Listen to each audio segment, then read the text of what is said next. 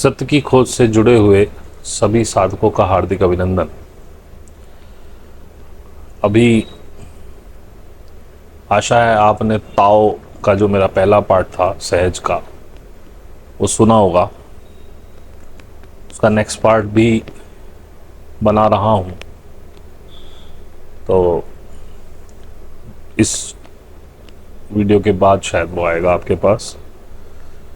तो वो टॉपिक अलग चलेगा। अब कुछ और जो बातें मैं अक्सर दोहराता रहता हूँ, क्योंकि आप लोग वापस जा कर के टाइमलाइन में पुराने वीडियोस नहीं सुनते, इसलिए दोहरानी पड़ती हैं बातें। जैसे मैंने पहले भी कहा कि नई कोई बात नहीं है, मेरे पास वही बातें हैं। आज कुछ और बातें करेंगे। इससे पहले आपने जो वो कुछ दिल की बातें वाला वीडियो सुना होगा, उसमें मैंने सब जो था वो डाला। लेकिन फिर वीडियो शुरू करने से पहले सबसे पहले आपका धन्यवाद कि आपने बहुत मेरे को अब लाइक भी अच्छे मिल रहे हैं। कुल मिला के मतलब जो पहले मिलते थे उससे तो काफ़ी ज़्यादा मिल रहे हैं, और सब्सक्राइब भी हो रहे हैं। आप लोगों का बहुत बहुत धन्यवाद जुड़ने के लिए, मुझे ये हौसला देने के लिए। तो हमारे डिस्क्रिप्शन में हमारा ईमेल आईडी, व्हाट्सएप, टेलीग्राम सब है। जिसको सीखने के लिए कोई क्वेरी हो तो वहाँ आए। 1000 रुपये मेरी फ़ीस है। प्लीज़ ये समझ के आएँ कि अगर आप 1000 नहीं दे सकते तो क्वेरी ना करें। और वहीं पे मेरा फेसबुक और इंस्टाग्राम पेज भी है। फेसबुक पे फ्रेंड रिक्वेस्ट भेजिए, इंस्टा को फॉलो कीजिए, और अगर आपको वीडियो अच्छा लगता है तो इसको लाइक और सब्सक्राइब करें, शेयर करें। और अगर बात समझनी है तो पूरी सुननी ही पड़ेगी। इसके लिए बस यही है कि अगर आपको इंटरेस्टिंग लगता है तो बात पूरी सुनिए, बीच पे मत छोड़िए। अब किसी ने मुझे लिखा है कि इसमें बीच में ऐड आते हैं, तो देखिए मैंने तो मोनेटाइजेशन ऑन नहीं किया हुआ है।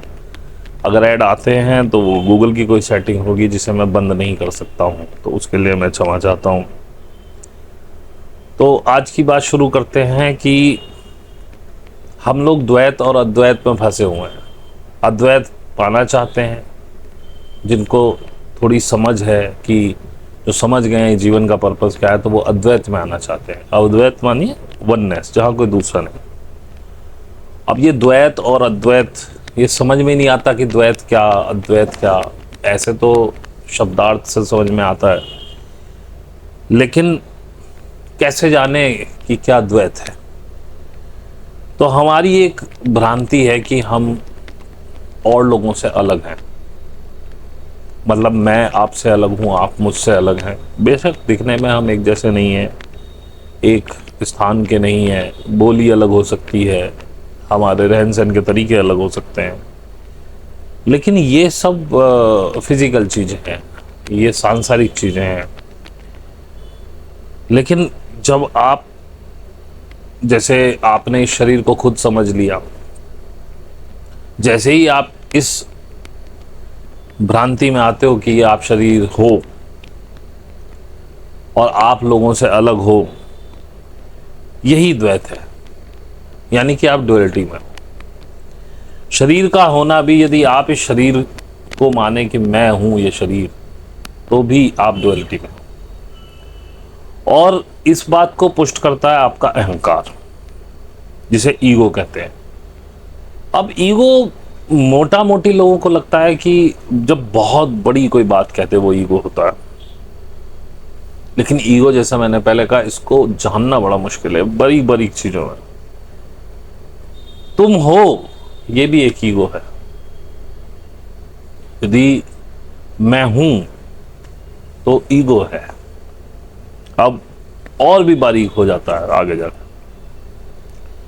अगर किसी भी चीज से तुम एसोसिएट हो रहे हो, किसी भी चीज से, तो ईगो है। कुछ भी हो, आपका मकान हो, दुकान हो, काम हो, व्यवसाय हो, पैसा हो, गाड़ी हो, घोड़ा हो, नौकरी हो, बेटी हो, बेटा हो, माँ हो, बाप हो, पत्नी हो, पति हो, किसी चीज से भी यदि आप एसोसिएटेड महसूस कर रहे हैं तो ये ईगो है। और जहां तुम्हारा ये अहंकार गिरा, तुम डिसएसोसिएट हो गए। अब गाड़ी भी तुम्हारी नहीं, पत्नी भी तुम्हारी नहीं, बच्चे भी तुम्हारे नहीं, ये शरीर भी तुम्हारा नहीं। जहां तुमने ये सब सोच लिया ये सब परमात्मा का दिया हुआ है, हम इसे यूज कर रहे हैं। ये शरीर भी एक व्हीकल है, मेरी चेतना इसे गवर्न कर रही है। जिन शरीरों में चेतना नहीं है, मैं फिर क्लियर कर दूं कि कई शरीरों में चेतना नहीं होती, ऐसे बहुत से शरीर हैं।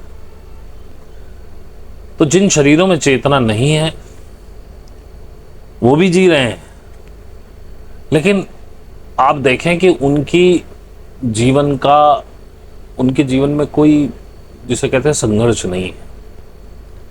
अक्सर वो लोग बड़े आराम से जी रहे हैं, क्योंकि अब चेतना ही नहीं है। तो यूनिवर्स को पता है जब इसकी चेतना ही नहीं है तो इसे कहां मैं किस रास्ते पे ले जाऊं, इसका कोई रास्ता भी नहीं है। क्योंकि चेतना को ही जागृत करने के लिए यूनिवर्स आपको विभिन्न तरह की परेशानियों में, सो कॉल्ड परेशानियां, जिन्हें आप चेतना का स्तर ऊंचा होते ही कहते हैं कि अरे ये तो वो एफर्ट्स थे जो यूनिवर्स ने मुझे इस रास्ते पे लाने के लिए किए थे। तो ये कहानी है चेतना की। अगर चेतना नहीं है किसी शरीर में, खैर हम उनकी बात नहीं करते, तो क्योंकि मेरे हिसाब से, मेरे को भी जो सुनते हैं ऐसे तो कोई नहीं, चाहे वो मुझसे सहमत हो या ना सहमत हो, मैं ये मानता हूं यदि मुझे सुन रहे हैं तो चेतना उनके अंदर अवश्य है, कोई द्वंद्व जरूर चलता है, इसलिए बार बार देखते हैं। अब चाहे वो मुझसे सहमत हो, असहमत हो, जैसे हमारे एक भाई हैं, वो पिछले वीडियो में भी उनका जिक्र किया, वो मुझसे असहमत है और कहते हैं कि मैं दोगलापन करता हूं, लेकिन फिर भी वो बार बार आकर के देखते हैं। संभावना है कि किसी दिन शायद वो मुझे समझ पाए। तो मैं गुस्सा नहीं हूं, और गुस्सा मुझे अब आता भी नहीं है किसी पर, और ऐसी बातें सुन के एक टेस्ट भी होता रहता है कि हम धैर्य को पकड़े हुए हैं, गुस्सा हमसे पूरी तरह छूट गया कि नहीं छूट गया। तो जिस दिन तुम्हारा ये किसी से एसोसिएट होने का अहंकार तिरोहित हो गया, खत्म हो गया, उस दिन तुम अद्वैत में अपने आप आ जाओ। अब जैसे ही तुम ये डिसएसोसिएट हो गए और तुम्हारा अहंकार समाप्त हो गया, जैसे जैसे ये एकदम से तो हो नहीं सकता, स्टेप बाय स्टेप जैसे जैसे हो रहा है वैसे ही वैसे तुम परमात्मा होते जा रहे हो। लेकिन लेट सपोज कि अहंकार पूरी तरह से गिर गया, तो अब कौन परमात्मा है, किसे ढूंढ रहे हो? इसी अहंकार के कारण तो वह परमात्मा अपने से बाहर दिखाई देता है, कोई और दिखाई देता है, कोई बाहर का कोई व्यक्तित्व होगा जिससे मिलना है, और यही द्वैत फलता है कि परमात्मा कोई और है। जैसे ही अहंकार गिरने लगता है, धीरे धीरे आपका हृदय, आपका मस्तिष्क, आपका मन, आपकी चेतना ये समझने लगती है कि यहां दूसरा है ही कौन। हालांकि ये मैं पहले भी कह चुका हूं, लेकिन तब मैं पंडित बन के कह रहा था, आज मैं अपने एक्सपीरियंस से कह रहा हूं। जब मैं कहता हूं कि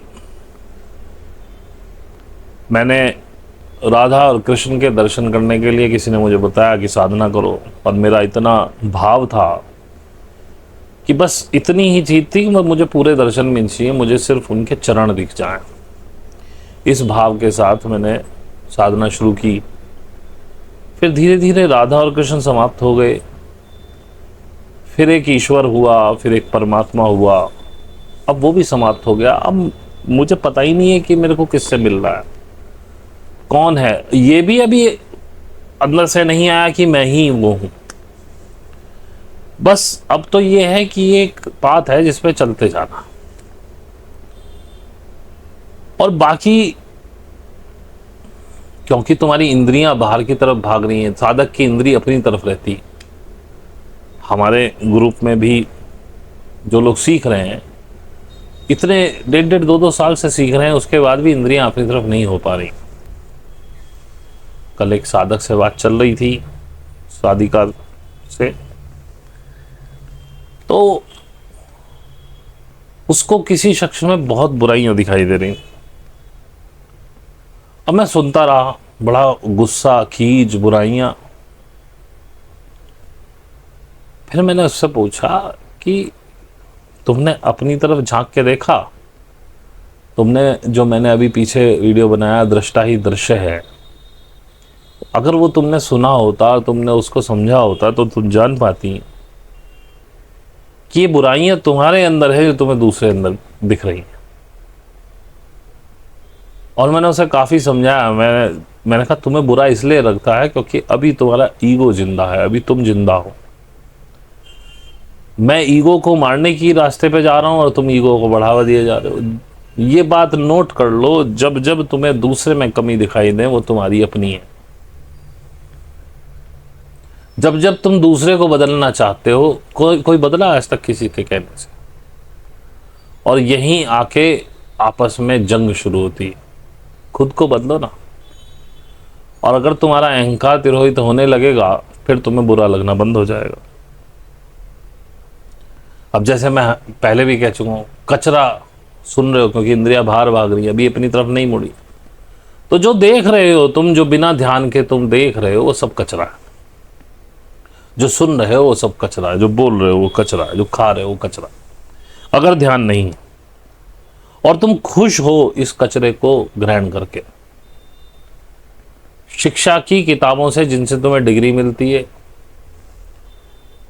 सब में कचरा ज्ञान पड़ा हुआ है। गवर्नमेंट जो चाह रही है वो तुम्हें पढ़वा रही है, और तुम उसको सोच के समझ रहे हम ज्ञानी हो गए, जबकि वो सारी एक इंफॉर्मेशन है, सही गलत दोनों तरह की। तुम्हारे घर में कोई कचरा डाल दे, घर के सामने कोई कचरा डाल जाए पड़ोसी, तो तुम लड़ पड़ते हो, कचरा कैसे डाला तुमने हमारे घर। लेकिन इतना कचरा जो तुम उठा के कहीं टीवी से, कहीं मोबाइल से, कहीं यूट्यूब से, कहीं से डाल रहे हो अपने अंदर, और बड़े खुश हो रहे हो कि हम ज्ञानी ज्ञान ले रहे हैं। ये ज्ञान नहीं है, ये इंफॉर्मेशन है, और वो भी बिना ध्यान के ली गई इंफॉर्मेशन है, तो वो भी तुम्हारे को भ्रष्ट ही कर रही है। असली ज्ञानी कौन है? मेरे हिसाब से असली ज्ञानी वो है जो निराशा से भर गया, जिसने सारी आशाएं तोड़ दी, जिसने जान लिया कि ये पूरा जीवन जो है, जहां हम इस संसार में जहां हम जी रहे हैं, इस जीवन को, ये एक तरह से मरुस्थल है, रेगिस्तान है। यहाँ कितना भी पानी डालो ये सब सोख लेगा, वापस कुछ नहीं आएगा, ना यहाँ कुछ हरा भरा होने वाला है। तुम कितने एफर्ट कर लो, कितनी चाह कर लो, तुम्हें कुछ नहीं मिलेगा।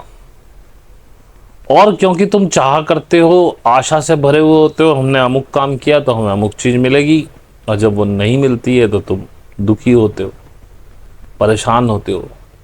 कहीं भगवानों पे प्रसाद बोल रखे हैं, हुक एंड क्रुक, कुछ भी करोगे। जैसे नीट के पेपर लीक हुए, 40-40 लाख में पेपर बिका, बस बच्चा, उसकी कैपेसिटी नहीं है, उसकी कैपेबिलिटी नहीं है, ऐसे डॉक्टरों से इलाज भी क्या मिलेगा? या तो कह दो कि इलाज भी लिखे हुए नोट्स हैं वैसे ही करने, और बड़े हॉस्पिटल्स में तो यही हो रहा है, टारगेट्स है डॉक्टरों के।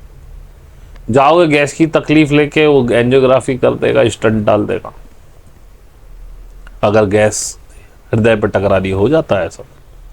पीछे अखबार में सुना, देखा, पढ़ा होगा, क्लिप आई थी उस पर फेसबुक पे, कि भाई 2 लाख रुपए मांगे, उसने कहा मेरे पास पैसे नहीं है, बड़ी गाली उतार करके उसको हॉस्पिटल से निकाला।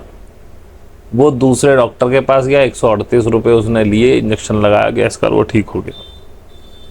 तो भाई पेपर लीक वाले छात्र जब डॉक्टर बनेंगे तो यही होगा ना।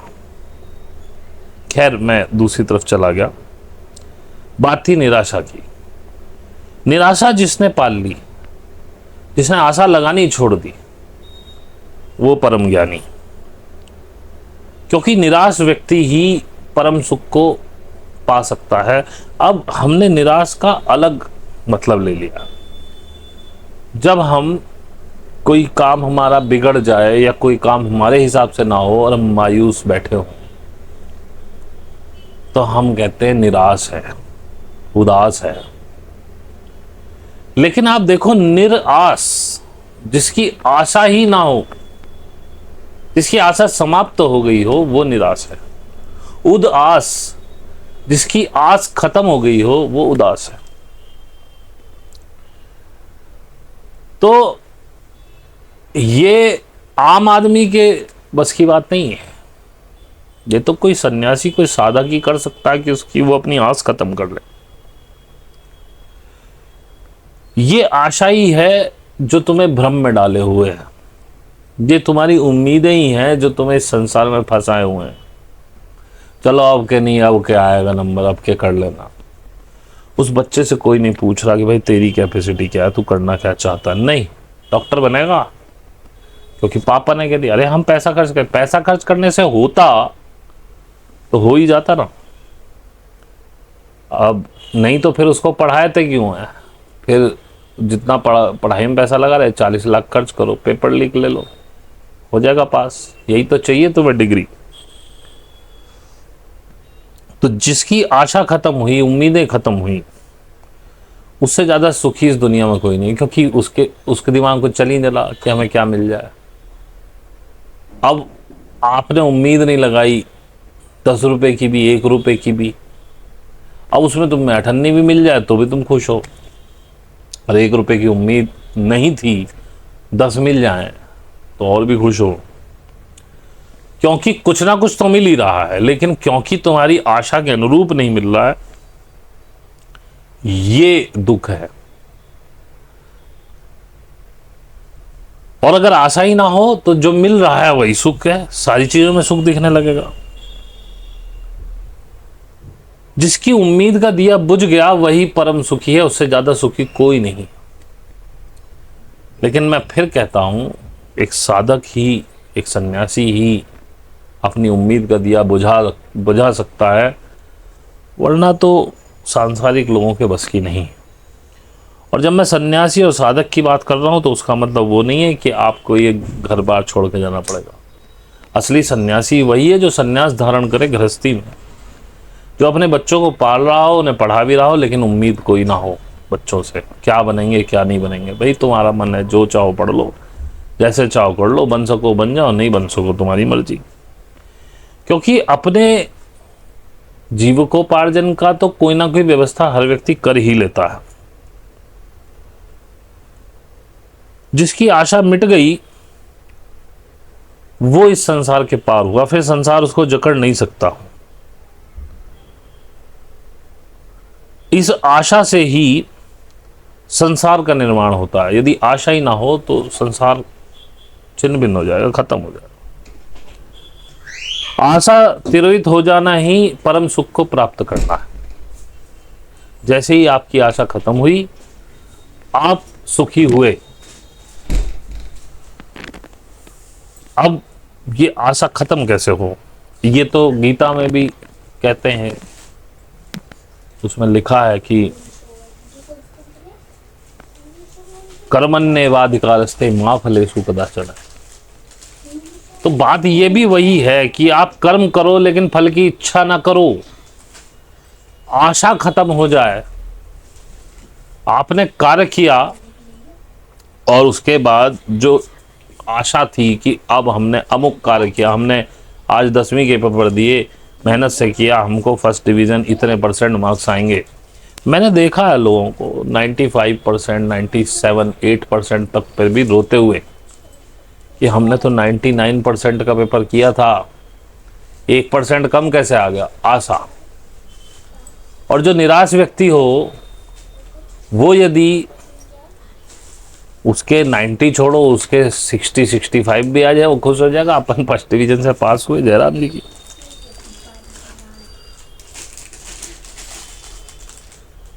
ऐसा व्यक्ति जिसकी आशा न रही हो, उसकी निराशा भी खत्म हो जाएगी। जो निराशा मैं उस संदर्भ में कह रहा हूं जो शाब्दिक अर्थ आप लेते हैं निराश होने, क्योंकि आशा से ही निराशा का जन्म है। वो शांत हो जाएगा और जब वो शांत होगा तो वो परम आनंद को प्राप्त होगा। ये आप जान लीजिए, जिसका गीता में भी जिक्र है, सच्चित आनंद। वो सच्चित आनंद शांत होने में है। जितने जितने आप निराशा से बढ़ते गए, शांत होते चले गए, आप देखेंगे आपके किसी से बोलने का मन नहीं करेगा। जो व्यक्ति एक अकेले कमरे में अकेला बैठ के बिना किसी संसाधन के मोबाइल हटा के और शांति से बैठा रह सकता है और अपने वो बैठ ही जाए, आप नहीं बैठ सकते, आप 5 मिनट नहीं बैठ सकते, तब आनंद होता है। इसे आनंद कहा जाता है। यही है सच्चित आनंद। और परम आनंद को पहुंचने के लिए यह शांति बहुत आवश्यक है। सुख या खुशी आनंद नहीं है। और यह भी आप जान लीजिए, यदि आप सुख प्राप्त करते हैं या आपको खुशी मिलती है तो उसके बराबर परिमाण का दुख भी आपको झेलना पड़ेगा। इस सिक्के के दो पहलू। सुख अथवा खुशी अकेली नहीं आती, उतने ही परिमाण का दुख लेके आती है। और जो निराश व्यक्ति है वो आनंद में झूलता रहता है, उसको न कभी सुख आता है न कभी दुख आता है, क्योंकि सुख की चाह की नहीं, न सुख उसे मिलता, वो अपने आनंद में झूम रहा है। और उसको जो भी मिल रहा है क्योंकि उसकी आशा नहीं थी, और जो मिलता भी है उसमें वो खुश नहीं होता, वो तो अपने आनंद में मगन है, तो उसके बराबर परिमाण का दुख भी उसे नहीं झेलना पड़ता। बस ये उम्मीद का दिया यदि तुमने बुझा दिया तो आप देखेंगे कि आपके जीवन में आनंद का सूर्योदय होगा। अब हम बहुत ज्यादा परेशान क्यों रहते हैं? ये मैं पहले भी कह चुका हूं, फिर से बता दे रहा हूं कि हमारे अवचेतन मन और चेतन मन, हम जो बाहर से दिखाई दे रहे हैं और जो हमारी अंदर की सोच है, जैसे हमारा व्यक्तित्व जो हमारी चेतना है, अवचेतन मन, जिससे ये पूरा चेतन मन गवर्न करता है। हमारे पैटर्न्स, हमारी आदतें गवर्न करती हैं, हमारी सोच गवर्न करती है, क्योंकि इन दोनों में बहुत विरोधाभास है। अंदर से हम बहुत गुस्से वाले हैं और बाहर सबको बड़ा, आइए भाई साहब, बैठिए भाई साहब, बड़ा विनम्र दिखा रहे हैं। अब सामने वाला तो कह रहा है भाई साहब बहुत अच्छे आदमी हैं, बड़े विनम्र हैं, लेकिन अंदर से वो बड़ा क्रोधी है। तो ये क्रोध रात को उसके सपनों में निकलता है और उसको समझ में नहीं आता उसको इतने हिंसक सपने क्यों आते हैं। वो किसी को मार रहा होता है, किसी को काट रहा होता है, किसी को गालियां बक रहा होता है, क्योंकि जैसी आंख खुलती है वो अपनी चेतन मन में आता है, अपना मुखौटा ओढ़ लेता है। अब सोते समय तो मुखौटा रहेगा नहीं, और इसीलिए ऐसे व्यक्ति सबसे ज्यादा परेशान होते हैं जिन्होंने डबल फेस किए हुए। मैंने बताया, यदि आपका अवचेतन मस्तिष्क और सक्रिय जो मस्तिष्क है, अगर ये एक जैसा व्यवहार करने लगे, इनके बीच में हार्मनी हो जाए, सामंजस्य हो जाए, फिर कोई प्रॉब्लम नहीं है। फिर आप देखेंगे, यदि आप गुस्से वाले हैं तो गुस्से वाले हो जाइए, तब आप देखेंगे कि आपके सपनों में गुस्सा होना बंद हो गया, क्योंकि अब आप नाटक नहीं कर रहे हैं। जो गुस्सा सपने में निकलना था वो रियल लाइफ में निकलने लगा।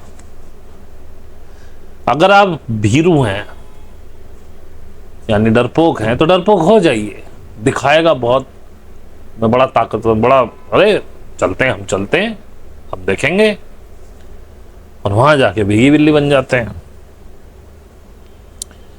इसीलिए मैं कहता हूं, अगर क्रोध आया है तो क्रोध करो, उसे दबाओ मत।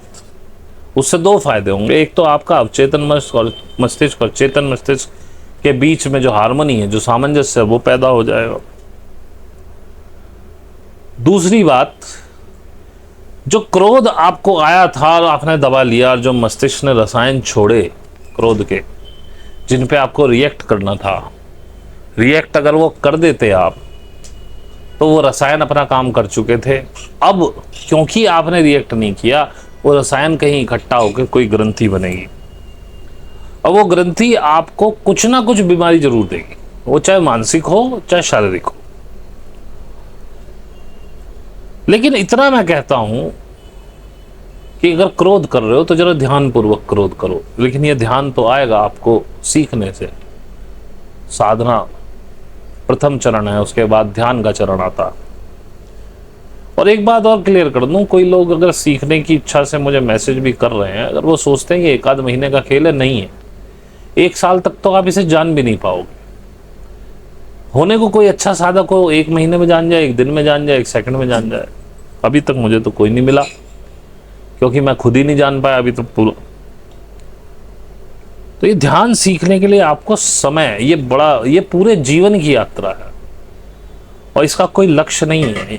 अगर ये पाथ मिल गया आपको, ये पथ मिल गया चलने के लिए, अगर आप अपना पथ ही बना पाए, ढूंढ पाए, वही लक्ष्य है। पथ ही स्वयं में लक्ष्य है, यात्रा अनंत है। बस पथ मिलना चाहिए, वो पाथ मिलना चाहिए जिस पे चलना है। उसी में गुरु आपकी हेल्प करता है पाथ ढूंढने में, और हर एक का अलग है। और जैसा मैंने ताओ पार्ट फर्स्ट में बताया कि मैं अगर चल रहा हूं, मैंने कोई रिमार्क्स नहीं छूटते हैं पीछे जिसे आप फॉलो कर सके। आपका अपना पथ होगा। बुद्ध का अपना था, क्राइस्ट का अपना था। तो ऐसे ही जब प्रेम भी आए किसी पे, तो ध्यानपूर्वक प्रेम करो। फिर तुम देखोगे कि तुम्हारा प्रेम जो है वो मोह में कन्वर्ट नहीं होगा, यदि ध्यान है। अगर आपने ध्यान हटाया, गड़बड़ हो गई। अब फिर एक नया अहंकार जन्म लेगा, क्योंकि जैसे गुस्से में भी अहंकार है, प्रेम में भी अहंकार है। जब आप उसको जकड़ लेते हैं अपने प्रेमी को,